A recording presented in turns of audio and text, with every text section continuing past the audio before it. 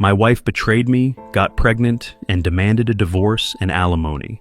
I exposed her to her church, shattering her reputation and getting her expelled. Ashley cheated, got pregnant, demanded a divorce and alimony. I exposed her to her church, ruining her reputation and getting her expelled. Hello everyone! Before we begin today's video, I need your help. We've noticed that the channel's losing traction, and subscribing is one of the best ways you can support us. It's simple, free, and allows us to keep bringing you amazing content. Your support means everything to us. Let's grow this channel together. Thank you so much. Now, let's get started. Since some of you have asked for the full story, I guess I should start at the beginning. This will be long, but here we go. For the first 4 years of our marriage, my wife, let's call her Ashley, and I thought things were going well. We met in college. She was absolutely stunning and seemed more interested in my goals than just partying. I was pursuing a business degree, and she was studying education. We clicked instantly. After graduation, I started my own consulting business. The first couple of years were brutal, working 80-plus-hour weeks, stressing over rent and everything else.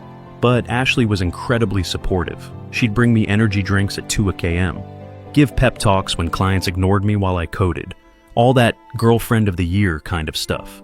She even suggested putting her teaching career on hold to help me build something great. I thought it was the most selfless thing I'd ever seen. Looking back though, I should have noticed the red flags that were waving right in front of me. Once my business began making good money, we moved into a beautiful house in a nice neighborhood. That's when Ashley became deeply involved with a local church. She started leading women's groups, organizing charity events, constantly posting Bible verses on Instagram, and preaching about family values and the sanctity of marriage. But by the 4th year, things began to feel off. At first, it was small issues. She stopped asking about my day. Our conversations, which used to flow easily, started to feel robotic, like she was just ticking off boxes rather than really engaging. I'd ask simple questions like, "How was Bible study? Who showed up?" And she'd give me short, vague responses, as if she were eager to change the topic. What really caught me off guard was her sudden interest in our finances. She'd always been fine with using the credit cards and never asked about the business, but now she was asking for specific numbers. How much did we make last quarter? What's the business worth now? Do we have any assets I don't know about? At first, I thought she was just showing interest, maybe wanting to get more involved. But then I noticed her taking pictures of the financial statements I'd left out. One night, I caught her going through my office files while I was sleeping. She said she was just organizing, but I noticed her scrolling through the documents on her phone. Things started to feel increasingly tense, and I could feel the pressure mounting between us day by day. Then her routine changed. It became strange. Random late nights, weekend trips that didn't add up. She'd leave the house wearing one outfit and return in another, brushing it off with a casual, "Oh, I spilled something." I mentioned one night how we hadn't spent much time together recently and that she seemed off. She rolled her eyes. "You're imagining things," she said firmly, without even looking at me. Then she suddenly became quite protective of her phone. She bought new, sexier clothes, but I never saw her wear them. She'd come back with claims that didn't fit, such as referencing restaurants in cities she'd never been to, or having receipts for only one hotel room when she claimed to have gone with 4 ladies. I did not want to believe it. I assumed I was just worried as a result of my excessive workload. Then one night, she arrived home late. Her hair was a little disheveled, her makeup was smudged than usual, and there was a faint, strange aroma on her, something harsh like perfume. I didn't have any cologne. I asked casually at first, "Long night?" She hardly glanced at me as she kicked off her heels. "Yeah, Bible study ran late, then we grabbed dinner, you know how it is." Except I didn't. Bible study used to stop at 8 p.m., but suddenly she was walking in after midnight as if it were usual. "Smells like someone spilled cologne on you," I commented, watching her reaction. That's when her posture shifted, not guilty, but protective. She scoffed and crossed her arms. "You're seriously paying attention now? Maybe if you weren't always at the office, you'd actually know what's going on in my life." That was not an answer. It was a deflection, and it worked just as she intended, shifting the blame onto me. I could have pushed, but I did not, because I already knew how this would turn out. If I accused her, she'd cry, alter the story, and blame me for being paranoid and inattentive. I wasn't going to let her distort the narrative, so I got smart about it. I began monitoring credit card statements. I checked her location history after she left her iPad unlocked. Pro tip: women never sign out of their accounts. And sure enough, every Tuesday and Thursday afternoon, she spent exactly 2 to 3 hours at a different address in town, an apartment complex. On Thursday, I decided to leave work early. I parked across from the complex and waited. Sure enough, at 2 p.m., Ashley drew back sharply. 10 minutes later, Brad Davis parked next to her. Tall dude, gym bro type, one of those tribal tattoos on his arm, so cliché. I snapped photos of them walking in together, all touchy-feely. Sitting in my car, seething, I saw my wife, the lady around whom I had constructed my entire world, walk into another man's apartment with the same flirtatious enthusiasm she used to have with me. My mind was screaming at me to storm up there and tear down the door, but I forced myself to stay put. Rage is loud, but what about revenge? Revenge is quiet. When she returned 2 hours later, I shot additional photos. I watched them kiss as if they had all the time in the world.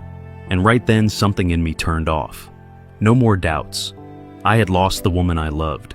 The guy's name was Brad Davis. I discovered this through her text conversations when she left her phone to shower one night. He worked at her church, possibly as a youth pastor. The irony was too thick, but I did not confront her immediately. Instead, I obtained more proof, including screenshots of texts, further images of their meetings, and hotel receipts from her purse. I even recorded a phone call in which she told Brad that she was about to leave Moon and that they would finally be together. The most painful thing, however, was not just the dishonesty, it was discovering how long she'd been plotting my ruin. I reviewed her text with Brad, and what I saw made me literally nauseous. This wasn't a random event. She had been planning for months. I'm waiting for the right moment. He's too busy with work to notice anything. Once I file, I'll push for alimony. He won't see it coming. She wasn't simply going to leave me. She was using me to fund her new life. She and her boyfriend chuckled about how she'd make a nice landing while leaving me high and dry. That's when I realized she wasn't simply walking away. I was making certain she left with nothing. I met with my business accountant after hours and kept it casual, thinking about restructuring a few things. I reported over the next several weeks. I made certain financial decisions, including prepaying my office lease for a year, paying down business debts faster, and shifting my salary so that more money stayed in the firm rather than displaying as personal income. I invested in new equipment, which I knew I'd need soon, but didn't technically need right now. On paper, it appeared like my business was controlling cash flow. Nothing suspicious, just routine operations that strangely made me appear a lot less liquid. At the same time, I created a second personal account with another bank and began moving tiny amounts. Nothing crazy, just enough to make a cushion that she wouldn't have access to. Everything was legal and properly documented. I wasn't hiding money, I was simply making sure she didn't get more than she deserved. And then, unexpectedly, she did me a favor. On a random Tuesday, she decided to blow it all up herself. When I got home from work, she was sitting on our couch with this bizarre, pleased expression on her face. "Jake," she said in a phony kind tone, "we need to talk." I knew what was about to happen, but pretended not to know. "What's up?" "I'm pregnant." We hadn't been dating in months, so unless she was carrying baby Jesus 2.0, this wasn't mine. Before I could respond, she twisted the knife. "But it's not yours. I've been seeing someone else. I want a divorce." She stated it as if she were ordering takeout. There is no guilt without hesitation. 5 years of marriage thrown away like an expired coupon. I could feel the wrath rising beneath my skin, and my hands flexed at my sides. Every instinct told me to throw the entire folder of evidence in her face, drag her through the mud right then and there, but then it struck me. It was perfect. She had no idea I already knew, no idea I had been observing, documenting, and waiting. She believed she was in control. She believed she was the one who ended things. I gave a lazy smirk. I noticed the spark of confusion in her eyes. She was waiting for me to explode, beg and ask who, but I sat there quiet as always. She doubled down. "And just so you know, you'll still be paying me alimony. I gave up my career for you, so you owe me." I locked eyes with her. "Ashley," I commented, "did you really think I wouldn't know about Brad Davis?" Her face lost its color. I chuckled. "Tuesdays and Thursdays, right? 2 to 3 hours, same apartment complex, same parking spot. You didn't even try to mix it up. You really thought I was that stupid?" She stiffened, her jaw tightened. I don't know what you're talking about. Oh, come on. I leaned back and stretched my arms across the back of the couch, as if I had all the time in the world. Bible study runs late, huh? That must be one hell of a lesson plan if it requires lingerie in a hotel room. I told myself and Brad Davis, real winner you picked there. Youth pastor, huh? Wonder how his congregation would feel about knocking up a married woman while preaching family values. She was now completely panicked. She sat up taller, her gaze darting around as if she were looking for an exit. How long were you going to play with me, Ashley? I inquired, tilting my head. You and your little boy toy were waiting for the right moment, right? Planning to milk me dry before you ran off together? What was it you said? He won't see it coming. Her mouth opened and closed like a fish panting for oxygen. I did not let her recover. I stood up. Let me make something very clear. You are not walking away from this as the winner. You are not taking a damn thing from me that I don't let you have. She attempted to recover, disguising her dread with false assurance. It's the law, Jake. You can fight it all you want, but you'll lose. I gave her the smuggest smile I'd ever given someone in my life. If you say so, I answered simply. She felt she was hitting me with the ultimate power move, but honestly, she saved me the work. All I had to do was smile and make her believe she was in control. Meanwhile, I had already moved 5 steps ahead. The next 2 weeks were bizarre. Ashley moved out practically immediately, straight into Brad Davis's place. She filed for divorce, claiming irreconcilable differences. Fancy legalese for, I want to bang other dudes without feeling bad about it. I met with a group of lawyers. The first 3 essentially informed me I was screwed. No-fault divorce state was their favorite phrase. Apparently, the fact that my wife was banging the youth pastor and was knocked up by him didn't matter in court. But I kept seeking until I found an attorney, let's call him Kevin Harris, who didn't sugarcoat the situation. Look, man, I'm not going to lie to you, he told you. You're probably going to have to pay her something, but we can try to minimize the damage. I then showed Kevin Harris my financial statements. He raised an eyebrow. Interesting timing on some of these business expenses and restructuring, he commented, looking at me. He didn't say anything else. He couldn't legally advise me to hide assets, but I could sense he knew what I'd done. Well, this might help reduce the alimony calculation somewhat, but in this state you're still looking at significant payments. That is when the wheels started turning. The courts may not care about her cheating, but her holier-than-thou church cronies will. I chose to remain cool during the divorce proceedings, let her believe she was winning, give her only enough rope to hang herself.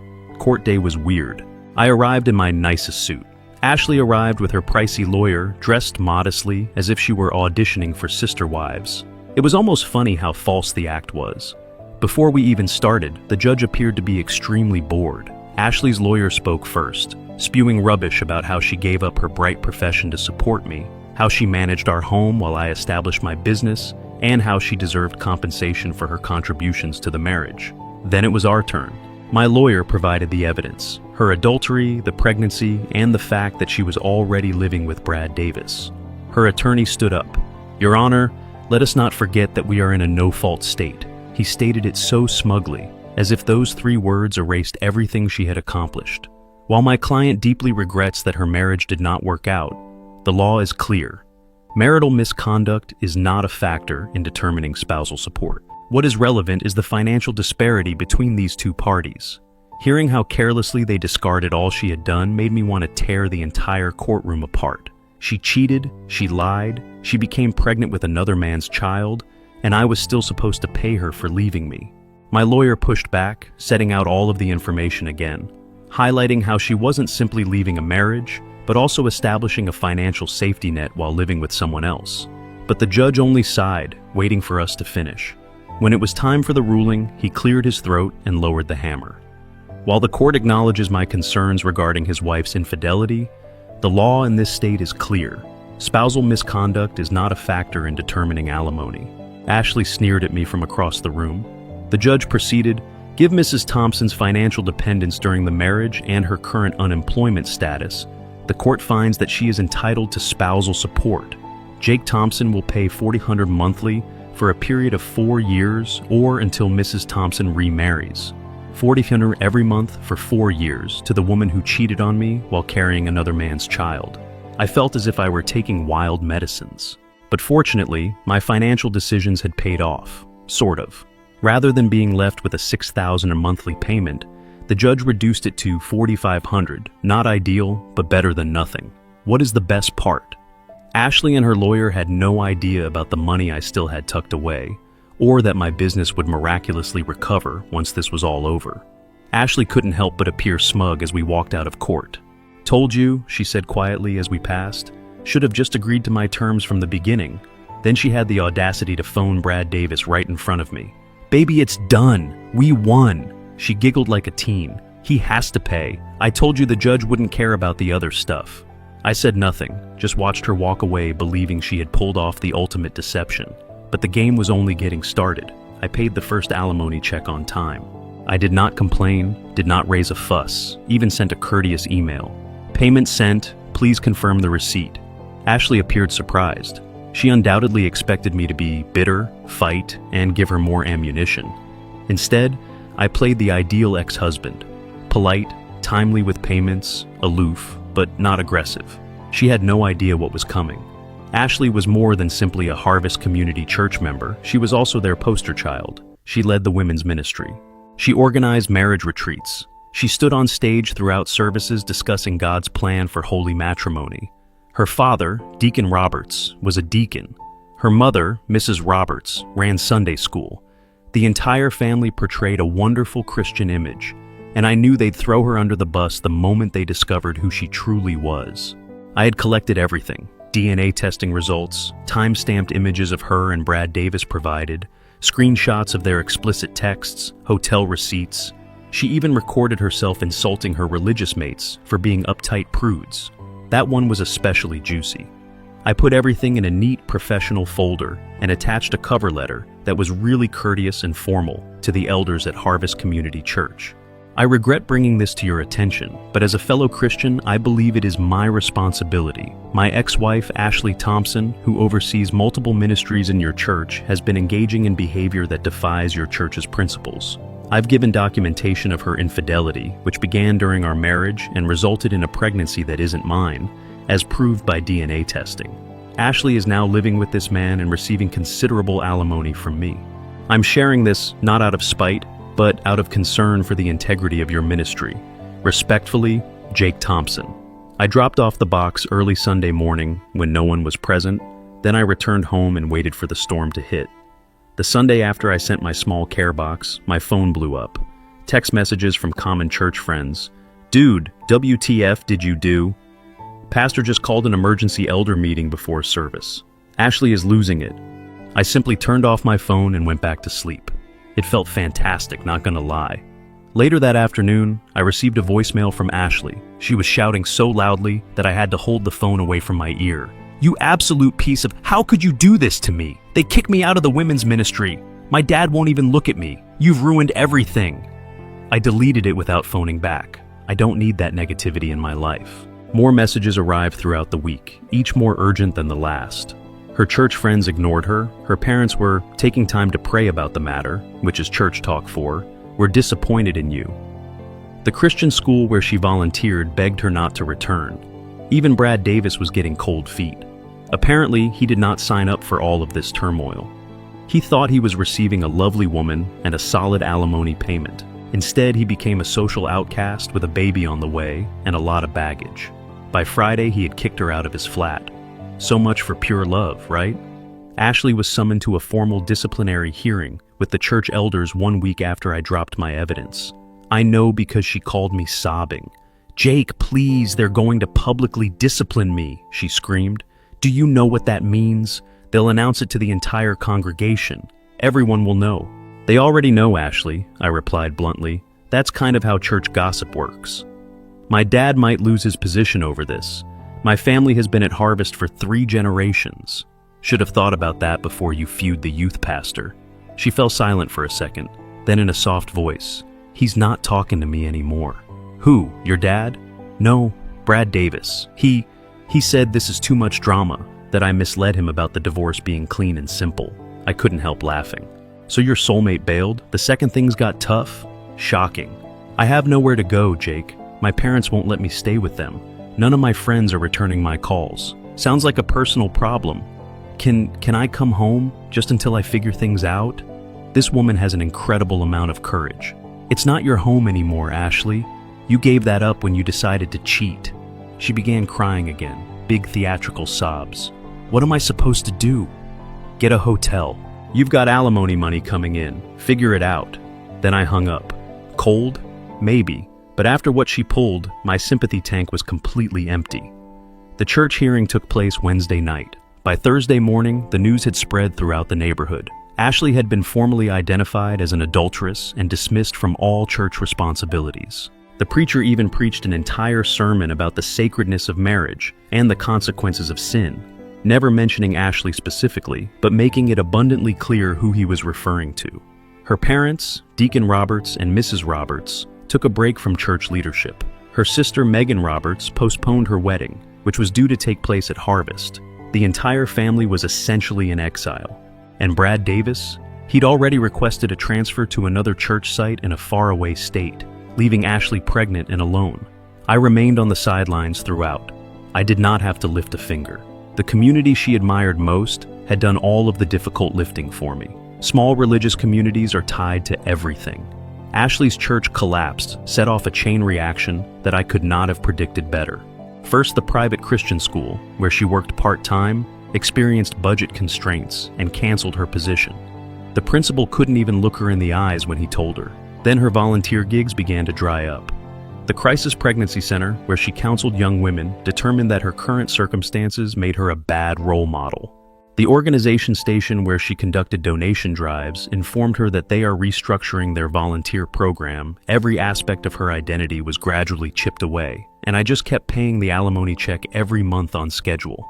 3 weeks after the church controversy surfaced, I received a text from our former neighbor. Ashley's living in her car in the Walmart parking lot. I did not respond, but later that night I drove past. Sure enough, Hero Honda was parked in the far corner of the lot. I could see her silhouette in the driver's seat, lit by her phone screen. The following day she called me again. I lost my job, she explained. Her voice was flat. No tears this time, just a hollow defeat that sucks. The baby's due in 5 months, no one will hire me, my parents still won't talk to me. I said nothing. I've been sleeping in my car, she eventually acknowledged. I can't afford both a car payment and an apartment on just the alimony. Sounds like poor financial planning, she breathed sharply. Is this what you wanted to see me completely destroyed? I considered it for a second. You know what? Yeah, pretty much. I was stupid. I made a mistake. I never meant to hurt you. I shut her off. I don't care. She swallowed back a sob. I just wanted to say I'm sorry. I smirked. Cool. Good luck with your new life. And that's when I decided to play my last card. It's time to terminate this on my terms. Actually, I added, keeping my tone casual, I might have a solution that works for both of us. What kind of solution? Ashley inquired, suddenly attentive. I could almost sense the anguish in her voice. I'm getting tired of writing these monthly checks, I added casually, and my business is expanding. I'm looking at opening an office in Singapore, might move there for a while. What does that have to do with me? Well, international alimony enforcement is complicated. I waited to let it sink in. And I've been talking to a new lawyer who thinks we might have grounds to revisit the settlement based on some creative interpretations of the law. Of course, that was complete crap, but Ashley didn't realize it, and she was in no position to dispute me. What are you saying? She inquired. Her voice sounded panicked. I'm saying I'd like to buy you out one lump sum payment instead of monthly alimony for the next 4 years. She remained silent as she considered the situation. How much? She finally inquired. $90,000 cash tax-free. You sign a document releasing me from all future obligations, and the money's yours today. Ashley had no idea I could afford that lump sum. Simply the actions I made earlier had saved a large portion of my money, and my business was already recovering. She and her lawyer never discovered half of what I had to her. $90,000 felt like a lifeline, but in reality, it was less than half of what I'd give her over the entire alimony period. A huge reduction, however, for someone living in their car, pregnant and broke, that probably sounded like winning the lottery. I don't know, she said. My lawyer said, your lawyer isn't sleeping in a Walmart parking lot, I told him, and this offer expires in 24 hours. After that, I start the process to challenge the alimony ruling, and you get nothing while we battle it out in court for the next year or two. More silence. I could almost hear the wheels moving in her mind. Can I think about it? Sure, you've got until this time tomorrow. Then I'm moving forward with the challenge. I hung up without waiting for an answer. She called again 2 hours later. I'll take it, she replied gently. Smart choice. I'll have the paperwork ready in the morning. Meet me at my lawyer's office at 9 a.m. Jake, her voice sounded tiny. Thank you. I nearly laughed. Don't thank me, Ashley. This isn't mercy, it's business. The following morning, she arrived at the lawyer's office looking like pure hell. She had dark circles under her eyes, her hair was unkempt, and she was dressed in the same clothes I had seen through the car window. My lawyer had the documentation ready, a full release of all future alimony obligations in exchange for a one-time payment. I had already prepared the cashier's check. Ashley had barely read the contracts before signing. When my lawyer slid the check across the table, her hands trembled as she took it. So that's it? She inquired. We're done, I nodded. Completely done. I don't ever want to hear from you again. She appeared to want to say something more, but instead she simply nodded and walked out. As the door shut behind her, my lawyer shook his head. You know, most guys in your position wouldn't have offered her anything. I informed him it was worth 90 grand to be free of her forever, and I intended it. The monthly payments didn't damage me financially, but they were a continual reminder of how she had duped me.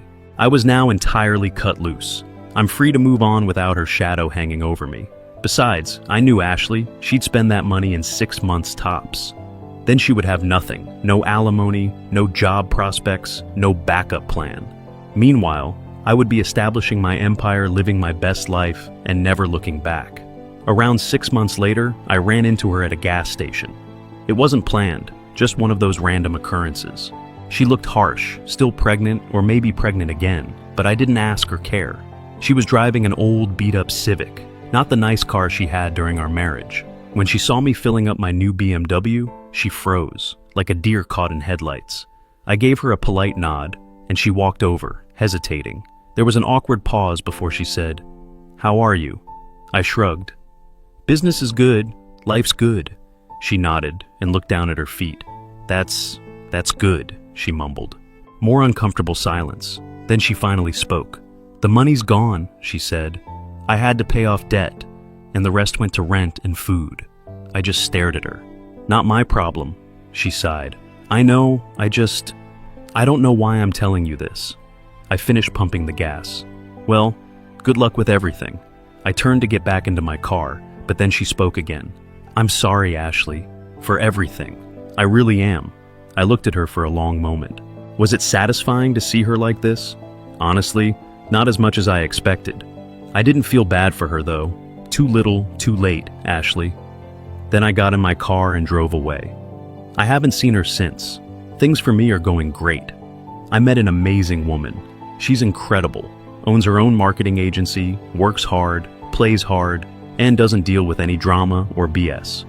We moved in together 3 months ago. There's no rush to get married again, once bitten, twice shy, and all that. But honestly, I could see it happening with her someday. She's the real deal. I've tried not to get involved in Ashley's affairs, but news spreads fast in a small town, and we still have some mutual acquaintances who send me updates now and then. How much did I give her? $90,000, gone in just 4 months. Apparently, she used some to pay off credit card debt I didn't even know about. Bought a cheap apartment and blew the rest trying to maintain her old lifestyle instead of adapting to her new circumstances. Ashley's style is classic. She never could budget effectively. She had the baby, a boy.